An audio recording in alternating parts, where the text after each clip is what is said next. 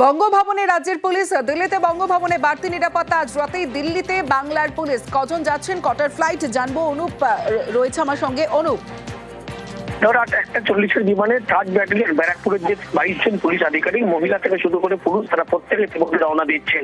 ইতিমধ্যে বিমানবন্দরে তারা প্রবেশ করেছেন, তার কারণ রাত 1:40 বিমানে তারা কলকাতা থেকে দিল্লির উদ্দেশ্যে রওনা দেবেন। বঙ্গভবন সহ দিল্লিতে আমাদের রাজ্যের যে বেশ কিছু গুরুত্বপূর্ণ জায়গা রয়েছে, যেগুলো নিরাপত্তার জন্যই তারা যাচ্ছে, এমন জানতে পারা যাচ্ছে।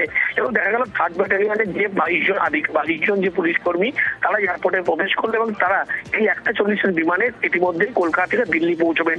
এবং সেখানে আগামীকাল যে সমস্ত একাধিক আমাদের রাজ্যের যে বঙ্গভবন সহ দিল্লির যে একাধিক বাংলার দপ্তর রয়েছে, সেখানে কিন্তু নিরাপত্তার দায়িত্ব থাকবে। আজকে যে পরিস্থিতি হয়েছিল, সেই কারণেই কিন্তু নিরাপত্তার জন্য কলকাতা থেকে তাদেরকে নিয়ে যাওয়া হচ্ছে দিল্লিতে।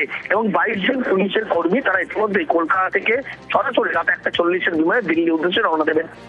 বেশ।